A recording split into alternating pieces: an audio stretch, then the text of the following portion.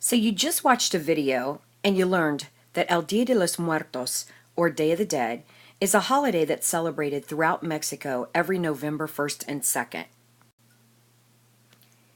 Now, you were probably wondering while watching the video, what kind of holiday celebrates death and the dead? Can the word holiday and death even be used in the same sentence? Can a death holiday really be fun? Well, the answer is obviously yes. Actually, many countries around the world celebrate similar versions of the Day of the Dead by having special days for honoring and remembering the dead, like our Memorial Day in the United States. There's nothing like a Day of the Dead selfie. In our country, most Memorial Day celebrations are usually sad, solemn, quiet events where respect for those who have passed on is shown and expected. The music that is played at these events is usually taps for military remembrances or religious church songs for civilians, both of which tug at the heartstrings. They're sad.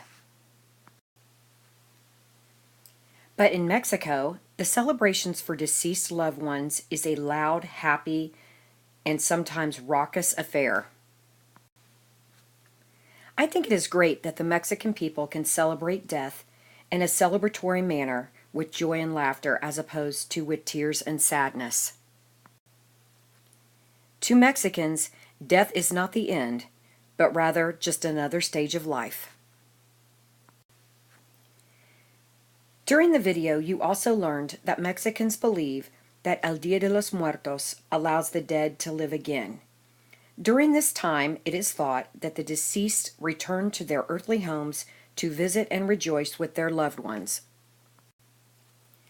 El Dia de los Muertos is celebrated as a way of retaining connections with the unseen world, a world that we will all return to one day.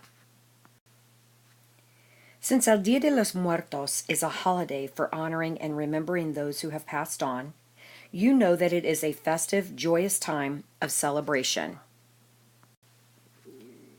El Dia de los Muertos is Mexico's most important holiday, which means they invest a lot of time and money into celebrating it more so than any other. You also learned that Mexicans choose a place of prominence in their homes, and they build altars placing ofrendas, or offerings, on those altars.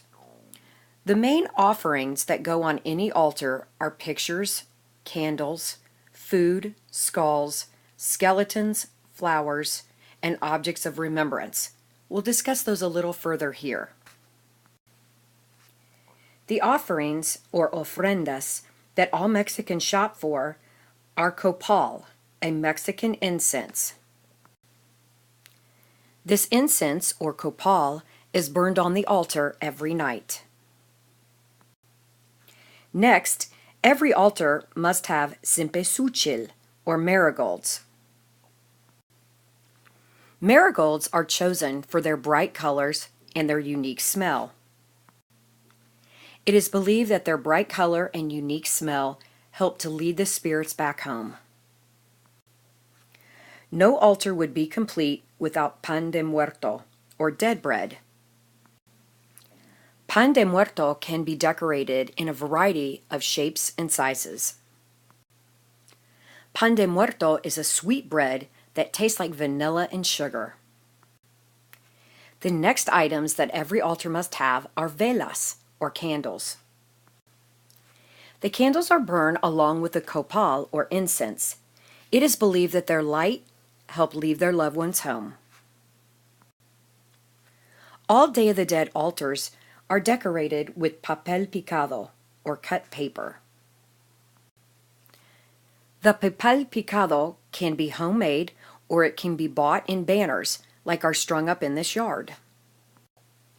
Papel picado comes in a variety of shapes and colors, usually square, with intricately cut patterns in the middle. An altar must have are calaveras, or sugar skulls. The calaveras are decorated in a variety of ways, but usually you will find the name of the passed on loved one written on the forehead.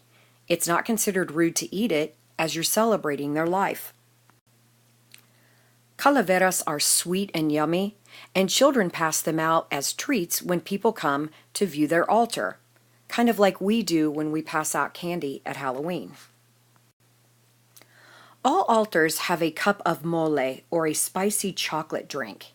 It's usually served warm, and it warms the souls as they come back home to visit with their loved ones. The Dia de los Muertos altars are also laid out with food. The food that is put on these altars are usually the favorite dishes of the people that have passed on. The food will later be eaten by the living. It is believed that all of the items help to lead the deceased loved ones home. The altars will also have personal items that were very important to the loved ones while they were alive. These items can be pictures. These items can be clothing or games. These items can be books or cell phones. These items can be musical instruments or items that were associated with hobbies that the deceased loved one enjoyed. And these items can be toys or stuffed animals, perhaps for children who have passed on. In addition to building altars in their homes, Mexicans have great celebrations in the cemeteries in which their loved ones are buried. They clean their loved ones' graves. They bring food. They hire musicians and spend the evening telling stories and reminiscing. Some even spend the entire night in the cemetery, sleeping right along their loved one's grave. I think I like the practice of partying in the graveyard the most. I like it that to the Mexican people, cemeteries are not scary places, but rather a place to gather, to celebrate, and to remember.